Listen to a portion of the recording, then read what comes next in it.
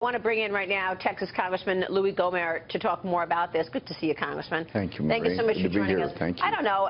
Call me a cynic, but I don't believe any of this stuff anymore. I'm having a hard time believing all of this negativity around Donald Trump, particularly as we see consumer sentiment soaring. People are more optimistic about the economy than I've seen in a long time. What's your take? Well, I heard yesterday that one of the polls, they only had 23% Republicans tested. Another poll, only 24% tested. So when you get down into the weeds, as one was saying, Trump is still right, that these are rigged polls. And the truth is, I mean, all over East Texas, where I live, I just came from, people are getting ready to hire again. The call went out for oil and gas industry. We're going to start hiring again. We're going to start drilling again. People are excited all over Texas where I go. And so the polls are not talking to the people that elected Donald Trump. They're excited. They're fired up. We're excited. But you say, you know, pardon you for being cynical, but Maria, the expression here in Washington, maybe you weren't aware of, is the more cynical you get, it's never enough to catch up. Yeah, well, so you got a way to go. After the election and after I turn on, you know, so many different news stations, and all I hear is this, you know, pounding of Donald Trump, and I'm like, what? Anyway, we got to get to, let's not give it any more energy because I don't believe it anyway. Senate confirmation hearings. This is important. They're continuing today. Democrats are expected to grill the president-elect's pick for the EPA. Scott Pruitt, he's going to really have a grilling, I'm sure, as well as Health and Human Services nominee Congressman Tom Price. Secretary of Commerce nominee Wilbur Ross will also testify today. He released his opening statements just a minute ago. We want to bring you this opening statement. Here's what Wilbur Ross says. I've made my livelihood for over 5 decades dealing in international commerce. I think I've probably had more direct experience than any prior cabinet nominee has had with unfair trade in the steel business, in the textile business, in the auto parts business, and other sectors. Congressman, do you think Ross will have trouble in today's hearing? Well, they're going to give him trouble, just like they planned on giving Jeff Sessions all kinds of blues. But I think Ross will be prepared just like Jeff was, just like Ryan Zinke was. And Scott Pruitt is such a totally prepared person. He's going to do well. And our colleague Tom Price, he's going to do well.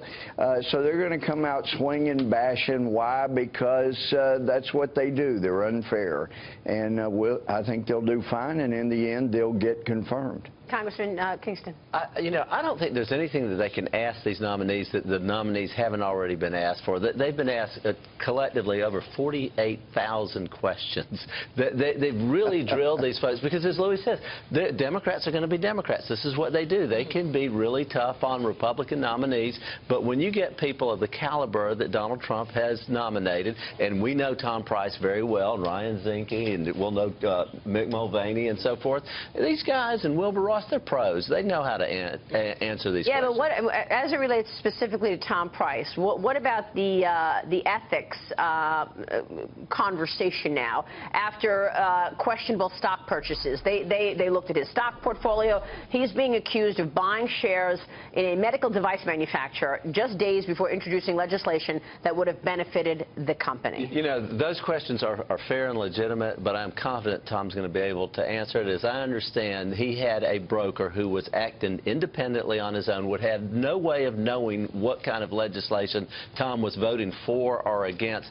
And it was a very small portion of stock, a small portion of his portfolio. Right. So I think he's going to be able to explain it that reasonable people would say, okay, I understand. Juan, what do you think? I think obviously the Democrats are sort of very curious about this and willing to press hard. Remember that we're really talking about the man who's in charge of dismantling the Affordable Care Act, the Obamacare. So you're going to see a lot of people say, well, exactly how are you, Dr. Price, to say that you weren't profiting and manipulating stocks? As we just heard, his counter is, well, I wasn't directly in charge of those stocks. So I think that he's going to have a rough going over. Do I think it will sink him at this moment? I do not. But meanwhile, I just want to point out that for years it was totally legal for Congress to be buying stocks, which I found just baffling when I actually learned that. That was, but it was legal. It's no longer legal, obviously, but. Let's be clear, and Congressman Kingston went through a lot of this. This was a diversified portfolio with Morgan Stanley that he did not manage. And to the degree that he may have gained from one of these investments, this particular one was a very nominal gain that he wasn't even aware of because, again, it was part of a larger portfolio. I think you see what's happening is Democrats are getting frustrated having watched how well prepared Rex Tillerson was, General Mattis was, clearly Jeff Sessions was. These were the guys they really were going to go after, except for Mattis perhaps. They need to find somebody. So they're going to try to go after Pruitt, who's extremely prepared and qualified. They're going to try to go after Price, who's extremely prepared and qualified, but they're not going to get very far. And Elizabeth Warren did her best yesterday on Betsy DeVos, that's for sure. Real quick, Congressman Gohmert, what's your priority once President-elect Trump takes office? What do you think is likely in terms of law passing? The reason the parade's been shortened to an hour and a half, he's going to go in and start signing and make America free again. He's got a pen, he's got a cell phone. What can be done with a pen and cell phone can be undone with a pen and cell phone. He's going to loosen the grip so America can live again. What do you think is going to be his #1 pen and cell phone move? Well, he's going to undo so many of the regulations that this president, so many of the executive orders he signed that really have hogtied America to keep us from growing even less when adjusted for inflation, less than the Carter years.